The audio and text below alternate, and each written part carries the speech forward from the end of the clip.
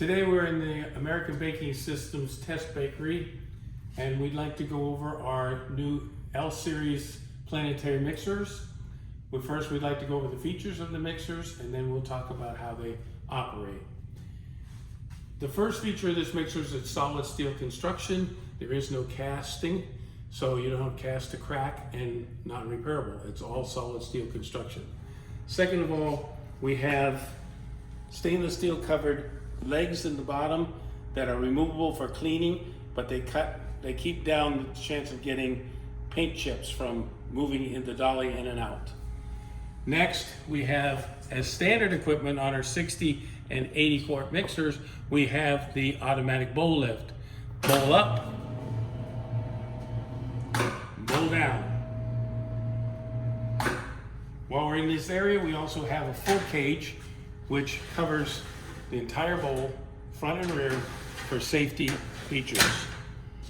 Then we come up to the top, we have a complete digital control panel that's easy to read and easy to run. Everything's done with one finger.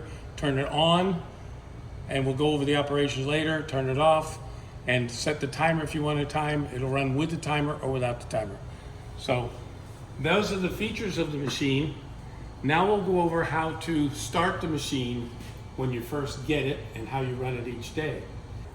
The first thing you want to do is pull out the emergency stop. Pull hard out till you hear the click. And once it's out, then you want to make sure that your power button is completely on the on position, and you want to press the green button to make sure that your control circuit is in operation. Anytime you push this emergency stop, you must pull it back out and reset it by pushing the green button. That is a safety feature by UL Laboratories. Now, once you have the power established, you can check your bowl up and bowl down direction. First thing you want to do is push bowl up and see that the bowl moves up. You're in good running condition. If you press up and the bowl does not come up, stop immediately. We must change the frequency of the machine by changing 2 wires in the plug. That's in the manual. It explains how to do that. Once you have it functioning, when you press up, the bowl comes up. When you select down, the bowl will go down. Now you know everything's operating perfectly.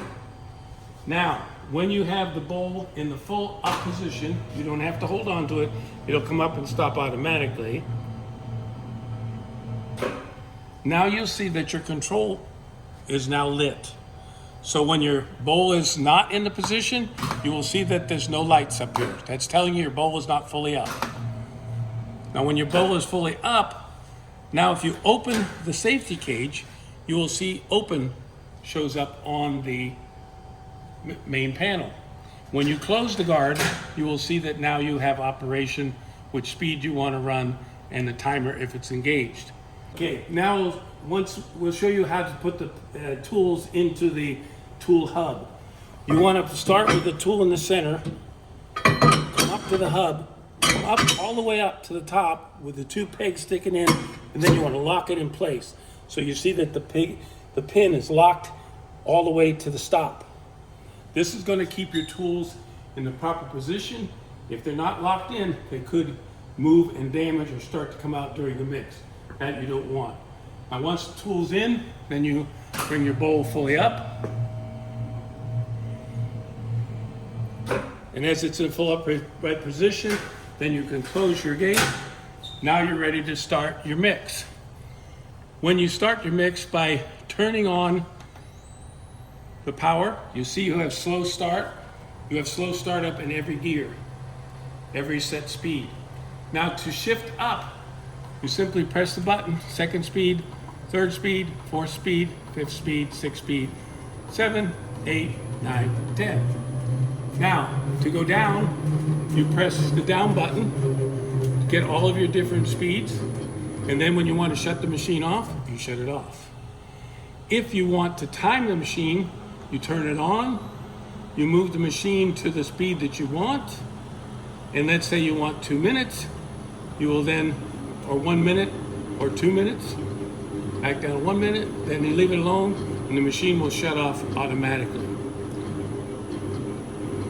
Now, with the timer running, and it'll show you that the timer's on and it's mixing, then the machine will come to a stop.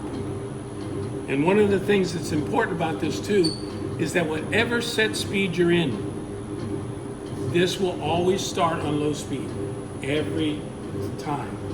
So for example, if this machine shuts off by the timer, it will automatically go down to speed 1. If you should run it yourself and shut it off at speed 8 or 9, when it turns on, it'll turn on very slowly, and you've got plenty of time to hit your down button to bring it down. It won't throw the product out of the mixer.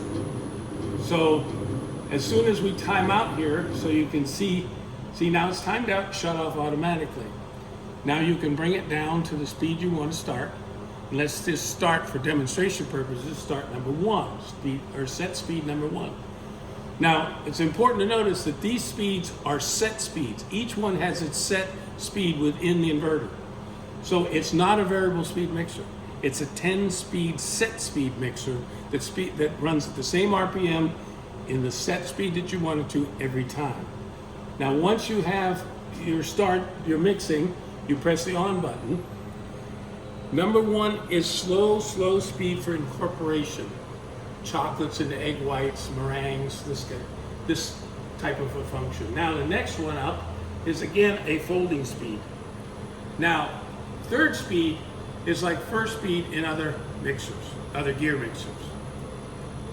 Then you can go to speed number 5, it's like 2nd speed in other gear-driven mixers. And then if you go up to speed 7, speed 7 is 3rd gear in the regular mixers. Now, or standards gear mixers. Now you want to say, why are we using 8, 9, and 10?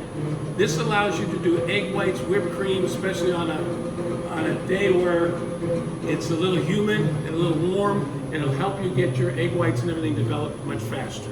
So these are what the pastry chefs wanted in their Planetary mixers, and this is what we built in for them. So once again, to demonstrate, if we were to turn this mixer on to speed number, let's say speed number 8, you can see speed number 8 turns up just as slow startup as speed number 1 or 2. One other feature of this machine is that all the tools fit on the bottom of the bowl and the side of the bowl. You have less than a 1/4 inch underneath that paddle to make sure that everything in the bottom gets mixed up and avoids hand scraping. Once your mix is finished, you simply push the bowl down. The bowl will come down to the dolly, which the dolly is standard on these machines, and also the electric bowl lift up and down is standard.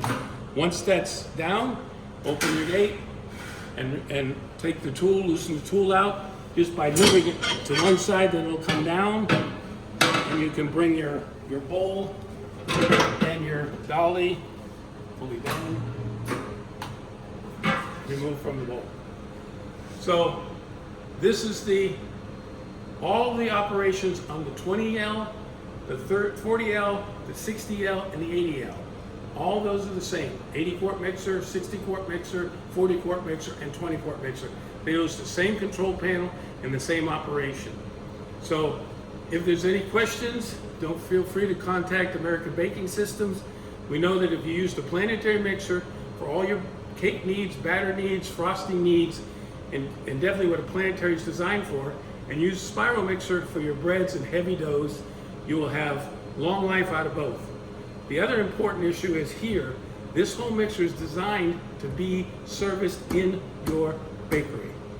This does not have to go out for your baker for 2 or 3 days to go into a shop, because there's no gears, there's no oil, there's no seals to drip.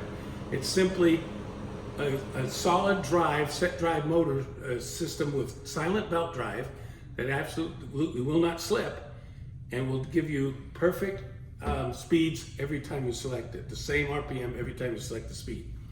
So we've designed it so that it can be serviced easily, serviced in your bakery, and also keep reduced downtime. We don't want you down without having your mixers. So thank you for your time.